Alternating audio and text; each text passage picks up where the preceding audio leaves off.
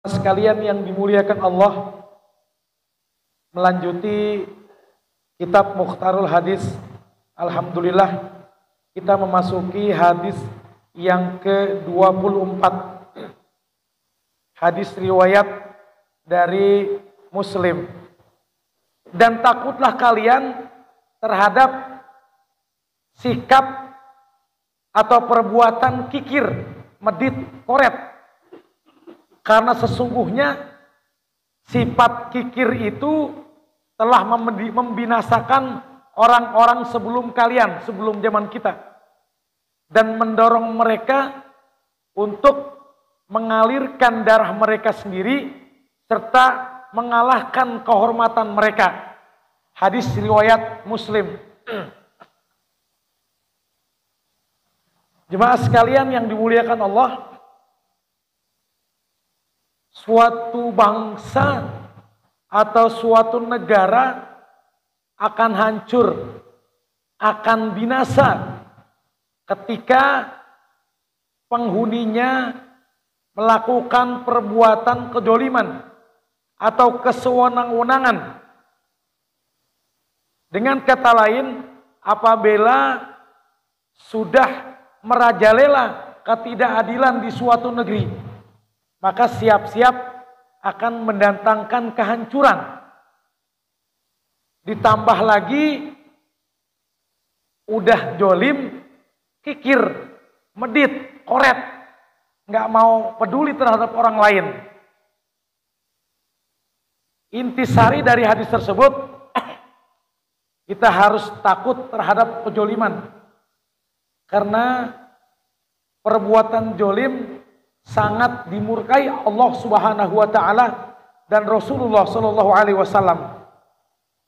Dan juga takut agar kita dihindari dari perbuatan atau sifat kikir, medit, koret, buntut gasir, pantat kuning.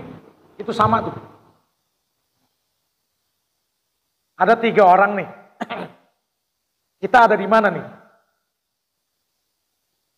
Makan bertiga.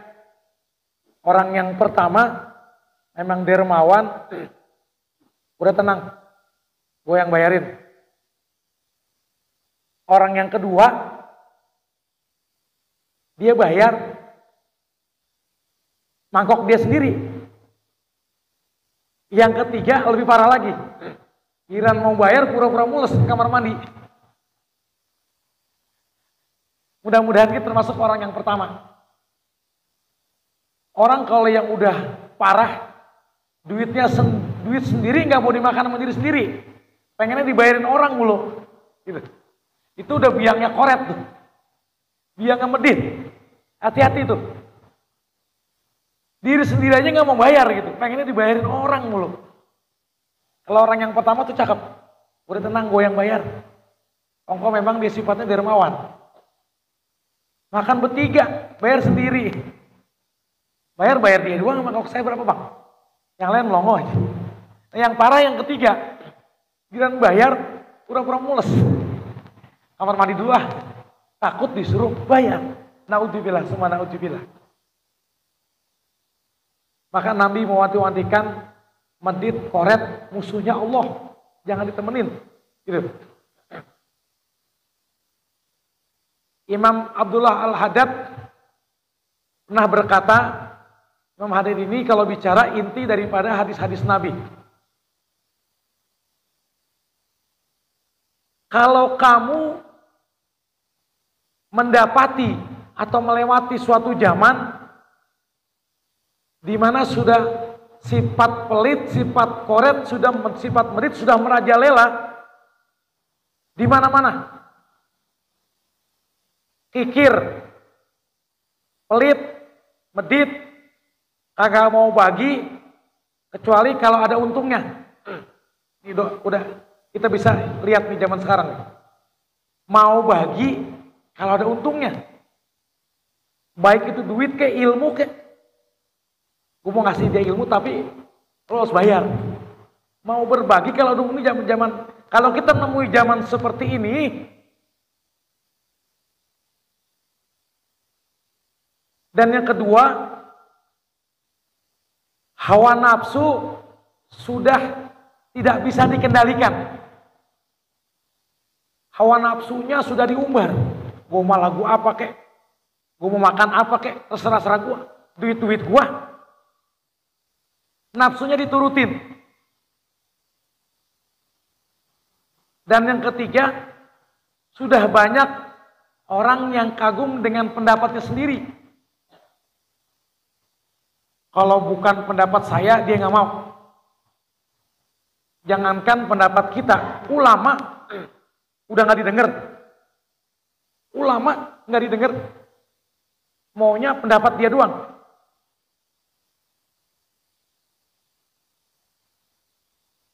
Kagak peduli dengan pendapat ulama ataupun salafus saleh. Kalau sudah terjadi sedemikian, medit sudah merajalela, hawa nafsu sudah tidak terkendali, dan orang sudah bangga dengan pendapatnya sendiri, maka Imam Haddad menyuruh jauhin. Jangan dekat-dekat dengan kaum seperti itu. Agar kita tidak kena azab dari Allah Subhanahu wa ta'ala.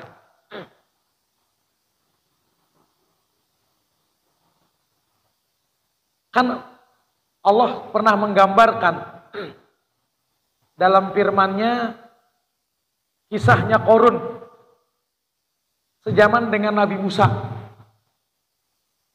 Qarun hartanya banyak. Kan diabadikan dengan istilah harta karun. Padahal Qarun zaman Nabi Musa karena kaya, nggak mau zakat, nggak mau ibadah, seolah-olah dia merasa kekayaan berkat usahanya sendiri, berkat capeknya, berkat kerja kerasnya. Ngapain zakat? Ngapain bagi orang? Keenakan. Kalau mau kaya, kerja. Kalau mau dapat duit, usaha. Dia nggak tahu. Padahal di dalam hartanya ada hak orang yang memang membutuhkan. Kalau zaman sekarang 2,5%. Ada hak orang miskin dari harta kita. Dia nggak dikeluarin tuh. Akhirnya apa? Allah murka, Allah balikin bumi seada-adanya. Maka kalau ada yang nyari harta karun, itu harta Qarun yang dicari tuh. Adanya dalam bumi. Begitu pula dengan Sa'labah. Sa'labah di zaman Rasulullah SAW dalam hadis dikisahkan. Sa'labah ini orang yang selalu berjemaah dengan Nabi. Tapi dia aneh. Kalau habis sholat, orang-orang mah baca doa Allahumma antas salam wa minkas salam wa ilaika ya'udus salam. Dia Allahumma lantas jalan. Assalamualaikum, assalamualaikum. Lantas jalan. Itu Sa'labah tuh. Nabi perhatiin. Nggak lama ditegur. Ya Sa'labah, aku lihat kau boro-boro baca Allahumma lantas salam. Habis assalamualaikum kau lantas jalan. Kenapa? Ada apa? Ya Rasulullah, kain yang aku pakai ini cuma satu di rumah. Kalau aku pakai sholat, istriku nggak sholat. Maka aku segera pulang agar istriku bisa segera sholat. Oh, begitu. Esok harinya, atas bujukan istrinya, wahai Abi, tolong minta doa apa Nabi. Hidup kita susah mulu ini. Karena iba, maka didoain oleh Nabi. Biar Sa'labah terlepas dari kemiskinan. Orang susah nggak enak, Pak. Udah dikucilin kadang-kadang. Pendapatnya nggak dianggap. Pengen kayak orang-orang kali. Pakai kain arang satu. Akhirnya doanya dikabul. Dikasih ontak satu, sapi satu. Sehari, 2 hari, terus onta gemuk, susunya diperes, itu onta dijual, dombanya, kambingnya beranak, sukses Sa'labah. Nggak sampai setahun Sa'labah sudah berubah menjadi orang kaya. Berkat doa Rasulullah Shallallahu Alaihi Wasallam. Namun apa yang terjadi atas kekayaan yang dimiliki Sa'labah? Tahun kedua Sa'labah sudah mulai meninggalkan sholat berjamaah karena sibuk ngurusin domba, sibuk ngurusin onta yang makin banyak. Terus makin berkembang sampai seluruh pelosok itu domba punya Sa'labah semua. Dan tiba waktunya bayar zakat,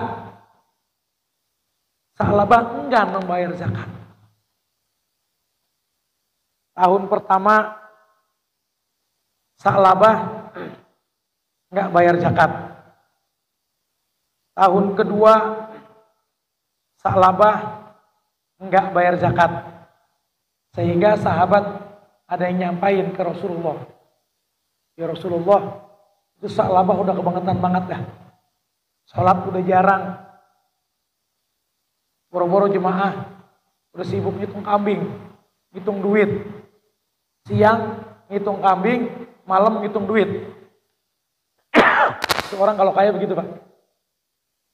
Siang nagih, nggak nagih, nerima setoran, dicatat. Malamnya setoran kumpul, dihitung. Kalau saking banyaknya, lupa sama sholat. Dan emang itu godaan. Setan paling demen tuh. Ntar sholat masih banyak. Sholat masih ada waktu. Johor, tahu-tahu asar. Asar, tahu-tahu maghrib. Karena sudah kebangetan, maka turunlah ayat. At-Taubah ayat 75 sampai 76. Kata Allah, dan di antara mereka ada orang yang telah berjanji kepada Allah, sesungguhnya jika Allah memberikan sebagian dari karunia-Nya kepada kami, niscaya kami akan bersedekah dan niscaya kami akan termasuk orang-orang yang soleh. Janji Sa'labah tuh. Sebelum kaya, minta sama Nabi. Ya Allah, ya Rasulullah doain saya, ntar saya akan sedekah dah. Tuh. Ketika Allah memberikan mereka sebagian dari karunia-Nya, mereka menjadi kikir, mereka menjadi berpaling. Dan ternyata mereka mengingkari janjinya. Tuh. Firman Allah At-Taubah ayat 75-76. Hingga akhirnya Allah tidak mau nerima zakat Sa'labah. Berkat ini turun ayat, karena sudah ditagih berkali-kali, tidak mau bayar zakat sehingga turun ayat, maka Nabi Muhammad SAW nggak mau nerima. Setelah sadar berkat firman Allah, akhirnya tuh Sa'labah sadar, ya Allah, janji gua itu. Waktu belum kaya itu janji Sa'labah. Benar banget. Maka akhirnya Sa'labah menyesal. Menyesal sudah tidak ada lagi, dan Sa'labah jatuh miskin sehingga wafat dalam keadaan fakir. Maka jemaah sekalian yang dimuliakan Allah Subhanahu wa taala, kita boleh berdoa tapi ngukur. Mungkin Allah lebih tahu, Allah lebih paham, Allah maha tahu, bukan lebih tahu, maha tahu. Kalau kita doanya dikabul pengen kaya, kayak Sa'labah tuh, lupa. Waktu belum kaya sering baca ayat kursi. Waktu belum punya sofa sering baca ayat kursi. Begitu punya kursi lupa sama ayatnya. Memang sudah sifat manusia. Belum punya kursi, rajin baca ayat kursi. Dikasih kaya, beli kursi, lupa sama ayatnya. Ya Allah, Nauzubillah min dzalik. Maka jemaah sekalian, ada pesan sahabat Abu Bakar As-Siddiq radhiyallahu anhu pernah berkata, orang bakhil, orang kikir tidak akan terlepas dari 7 perkara.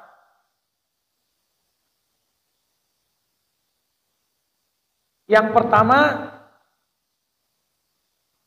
orang pakir, orang kikir, orang bakhil, orang pedit, orang kurit, kalau dia mati, hartanya akan diwariskan oleh orang-orang yang akan menghabiskan hartanya tanpa sepeser pun dijariahkan di jalan Allah. Tuh. Orang pelit, orang pelit, orang medit, nggak mau ngeluarin sedekah, nggak mau ngeluarin zakat, mati. Hartanya akan habis dimakan anak-anaknya buat poya-poya, buat perbuatan yang dilarang, yang bakalnya dia akan tersiksa oleh Allah Subhanahu wa taala. Nauzubillah min dzalik. Kan yang enak kalau harta warisan punya anak, anak soleh, dia tahu ini duit dari banda babanya dibeliin karpet, dibeliin semen. Itu anak yang soleh tuh. Duit warisan dia tahu pahalanya ngalir, sedekahin buat babak. Karpet kek, semen kek, keramik, dia tahu selama karpet dipakai itu akan ngalir buat babanya, buat emaknya yang warisin hartanya. Tapi karena kikir, maka sahabat berpesan, kalau orang kikir, korek, medit, buntut gasir, dia mati, bandanya habis sama anaknya buat poya-poya. Tidak ada sepeser pun. Ingat sama babanya. Yang pertama. Yang kedua, Allah akan hadirkan penguasa yang jolim baginya untuk merapas seluruh hartanya dan menyiksanya dulu. Masya Allah. Apa Pak? Koruptor. Di penjara dulu, disiksa dulu, direbut.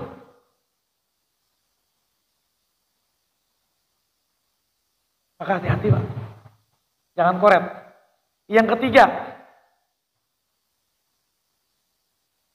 orang kalau koret, kalau medit, Allah akan jadikan dirinya ketutup hatinya untuk hartanya dijalankan di jalan Allah. Emang udah ditutup sama Allah. Kalau kita punya harta, sadar ini ada hak orang lain, kasih itu anak yatim biaya sekolah, santren, kan manfaat. Selagi santren itu, anak yatim itu yang pesantren itu ilmunya dapat, sebab itu orang hartanya ditaruh di situ, selama itu pula dapat pahala. Hatta orang itu mati. Tapi karena ini koret, medit, nggak dikasih tuh sifat seperti itu. Yang ada hartanya habis buat nyawer, buat poya-poya, buat mabuk, buat minum. Intinya tidak ada yang ditaruh di jalan Allah. Nauzubillah min dzalik. Yang keempat, sebab orang medit, orang koret, hartanya akan dimunculkan ide oleh Allah Subhanahu wa taala. Dia mendirikan bangunan atau rumah di sekitaran yang rawan bencana. Yang apabila bencana itu datang, itu rumah hanyut, itu rumah rontok, itu rumah hancur. Itu tuh Pak. Karena memang itulah koret, medit, musuhnya Allah. Jadi bikin rumah enak kali. Kalau depannya pemandangan, Ada gunungnya, dibikin miliaran. Longsor, habis. Enak kali, bikin rumah di tepi laut. Tsunami, habis. Itulah cara Allah untuk membalas bagi musuh-musuhnya. Yani orang yang pedit, yang koret, yang mulut gasiran. Yang kelima,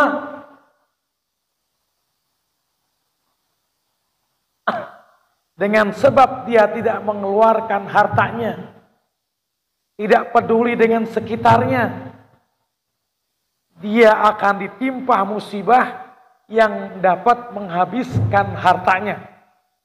Apa itu? Hanyut, kebakaran, kerampokan, kemalingan.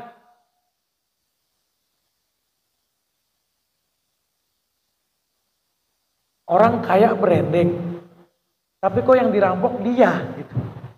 Itulah Allah sedang ngurus, sedang ngirim ajab. Branding, malah kayaan yang sebelah, dia pisan yang dirampok. Yang rumahnya ada cacat tepe, yang rumahnya ada security. Padahal yang sebelah nggak pakai security. Itulah Allah kalau sudah mengambil harta seseorang sebab koret, sebab dit. Yang keenam, sebab dia tidak mau peduli, dia nggak ngeh, dia nggak mikirin sekitarnya, akan ditimpa penyakit yang kronis, yang sehingga dengan penyakit tersebut hartanya habis buat berobat. Naudzubillah min dzalik. Mulanya sepele, cuman bisul, karena punya gula. Karena lagi kaya, apa aja dimakan. Gulanya basah. Koreng. Benyenye. Habis. Amputasi. Enggak hanya di situ. Karena mikirin terus. Jantung. Pasang ring. Enggak kurang 2, 3. Masya Allah. Nauzubillah min dzalik. Hati-hati Pak. Kalau koret itu musuhnya Allah, medit musuhnya Allah. Jadi kalau kita koret, Allah akan datangkan penyakit yang kronis. Kencing ada batunya. Jantung. Ya Allah, nauzubillah min dzalik. Yang terakhir,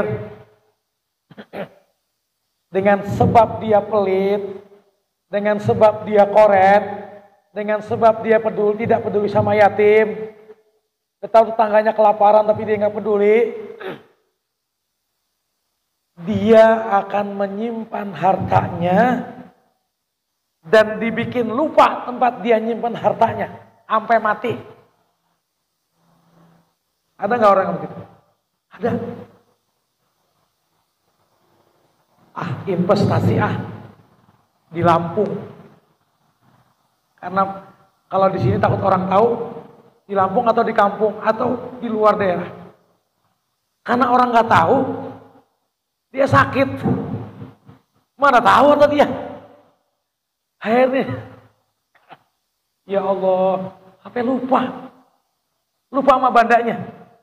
Orang di Lampung, sampai 15 hektar simpen. Ntar kalau punya anak nggak dikasih tahu, karena sakit udah nggak mikirin itu. Ya Allah, naudzubillah min dzalik, naudzubillah. Maka dari itu jemaah sekalian yang dimuliakan Allah Subhanahu Wa Taala, pikir medit, koret adalah musuhnya Allah. Hati-hati. Kalau ada kata musuh, sampai dimanapun akan dikejar. Oke, sekarang lagi sehat, sekarang lagi kaya, sombong. Gak peduli, ntar ada waktunya. Ada waktunya. Emang hidup mau sendiri aja? Mau mati gak digotong? Butuh yang gotong Pak. Mau jalan sendiri? Orang kalau keren kan bilang tadi, buat makan aja dia gak mau ngeluarin duit. Buat makan dia mintanya dibayarin sama orang lain.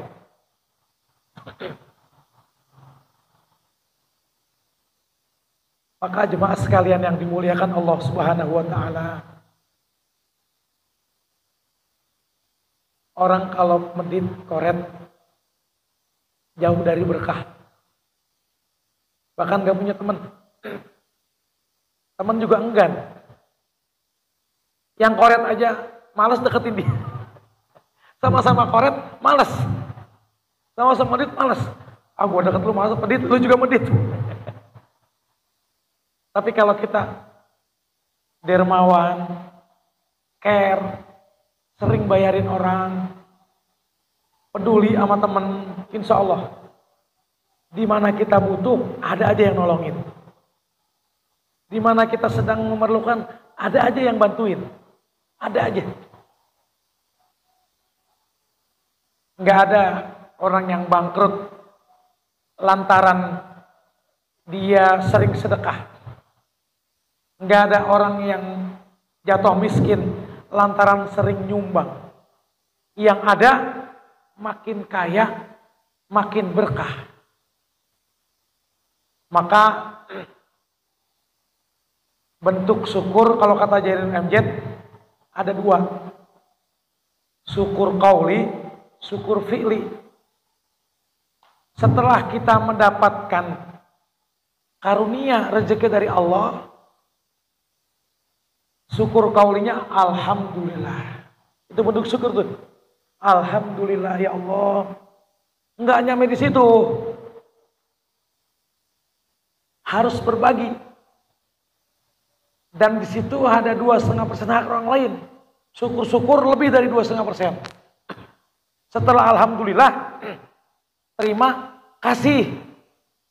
Filosofinya setelah kita nerima, kasih lagi ke orang yang membutuhkan, ke janda-janda tua yang memang hidupnya terlunta-lunta. Jangan janda yang muda doang diperhatiin, yang tua. Anak-anak yatim yang memang nangis, minta jajan. Bapaknya sudah nggak ada. Emaknya hanya kuli nyuci. Terima, kasih. Itu filosofinya. Kita cuma nerima doang. Terima kasih, terima kasih. Dikasih, terima kasih. Nerima, nggak dikasih lagi. Kita nerima, kasih lagi. Insya Allah berkah. Jangan cuma alhamdulillah, tapi koret. Medit. Itu belum dikatakan bersyukur. Setelah alhamdulillah, sedekah. Insya Allah berkah. Mudah-mudahan di sisa umur yang kita miliki ini, kita tidak termasuk apa yang disabdakan oleh Nabi kita Muhammad SAW. Yang mana agar kita tidak menjolimi orang lain. Agar tidak menganiaya orang lain. Karena kalau kita menjolimi orang lain, akan dikasih kegelapan, bahkan bangkrut. Hadis Nabi muflis. Muflis. Orang yang dijolimi banyak, bekal kita di akhirat sedikit. Yang dijolimi nggak bisa nuntut sekarang di akhirat, minta pahala kita. Kita kasih pahala kita. Kita kasih pahala kita. Pahala habis, yang dijolimi banyak. Masuk naudzubillah. Dengan apa kita membayarnya? Dosa orang ini dijolimi dilimpahkan kepada kita. Naudzubillah min dzalik. Itu orang yang muflis. Orang yang bangkrut, yang datang membawa amal, tapi yang dijolimi banyak. Maka hati-hati, jangan berbuat jolim. Akan menerima kegelapan nanti di yaumil kiamat. Na'udzubillah min ya. Yang kedua, jauhi sifat kikir, jauhi sifat pelit, jauhi sifat koret. Kita kaya bukan semata-mata berkat usaha kita, tapi dari Allah. Kita berhasil dari Allah. Maka setelah alhamdulillah harus berbagi. Lihat tetangga, kalau pagi nyarap apa kagak? Kalau malam udah diisi belum perutnya? Kan gak enak kalau mau tidur perut kosong. Sementara kita kenyang. Lihat tetangga, bagi. Satu butir nasi yang dimakan oleh tetangga, yang bikin dia jadi nyaman, akan doain kita, Pak. Akan jadi pahala sebutir nasi. Kalau sepiring, kalau sampai kenyang, Masya Allah. Dan sering-sering dalam hidup ini ngedoain orang lain. Karena doa kita akan terijabah berkat sering ngedoain orang lain. Ada satu ulama yang setiap malam ngedoain 1000 sahabatnya. 1000, Pak. Ya Allah, si fulan pengen hidupnya berkah. Ya Allah, si fulan pengen punya keturunan. Ya Allah, si fulan pengen diangkat penyakit. Terus doain terus. Karena kata Nabi, doa orang terhadap saudaranya yang tidak diketahui oleh yang bersangkutan akan dikabul. Dan kita yang mendoakan pun, doa kita tanpa kita berdoa akan dijawab oleh Allah Subhanahu wa taala. Kita ayo, pernah nggak ngedoain orang lain? Buat diri kita sendiri mulu. Orang lain doain. Minimal Allahumma gfir lil muslimina wal muslimat. Allahumma gfir li ummati Sayyidina Muhammad. Allahumma arham umat Sayyidina Muhammad. Kalau umat Nabi Muhammad kan banyak. Alaihim ajmain. Ya Allah, ampuni dosa umat Nabi Muhammad. Ya Allah, beri kasih sayang umat Nabi Muhammad. Ya Allah, beri jalan keluar kesulitan umat Nabi Muhammad. Ya Allah, berikan kemudahan bagi umat Nabi Muhammad. Masya Allah. Itu doa. Ada ulama yang apabila diucapkan 4 kali setiap ba'da subuh, Allahumma gfir li ummati Sayyidina Muhammad, Allahumma arham ummata Sayyidina Muhammad, Allahumma astur ummata Sayyidina Muhammad, Allahumma jubur ummata Sayyidina Muhammad, dibaca 4 kali setiap ba'da subuh, insya Allah segala urusan diberesi oleh Allah Subhanahu wa ta'ala. Amin ya rabbal alamin. Maka dia malin, Allahumma gfir li umat Sayyidina Muhammad, Allahumma rahum umat Sayyidina Muhammad, Allahumma astur umat Sayyidina Muhammad, Allahumma jubur. Ya Allah, ampuni umat Nabi Muhammad. Kasih sayangi umat Nabi Muhammad. Beresin urusan Sayyidina Muhammad. Beri kemudahan bagi yang sulit, bagi yang sulit umat Nabi Muhammad. Insya Allah hidup kita berkah. Amin ya rabbal. Maka jemaah sekalian yang Allah Subhanahu wa taala, mari sama-sama kita tutup dengan Ummul Quran suratul Fatihah. Mudah-mudahan segala hajat kita dikabulkan Allah Subhanahu wa taala. Tidak keluar kita dari tempat ini selain Allah ampuni dosa dan kesalahan kita. Allah mudahkan segala urusan kita. Allah kabulkan hajat-hajat kita dan Allah jadikan anak-anak kita, keturunan kita, keturunan soleh dan solehah. Al-Fatihah. A'udzubillahi minasyaitonir rajim. Bismillahirrahmanirrahim. Alhamdulillahirabbil alamin. Arrahmanir rahim. Maliki yaumiddin. Iyyaka na'budu wa iyyaka nasta'in. Ihdinas siratal mustaqim. Siratal ladzina an'amta 'alaihim ghairil maghdubi 'alaihim waladdallin. Ya arhamar rahimin irhamna. Ya arhamar rahimin irhamna. Allahumma bihaqqil Fatihah wa bisiril Fatihah wa bi karamatil Fatihah. Iftah lana abwaabal khair waj'alna min ahlil khair. Ya Rabbi bil Mustafa balik maqasidana waghfir lana ma madha ya wasi'al karami dawahum bi subhanallahi wa bihamdihi salam alhamdulillahi rabbil alamin subhanakallah bihamdik asyhadu an la ilaha illa anta astaghfiruka wa atubu ilaik. Assalamualaikum warahmatullahi wabarakatuh.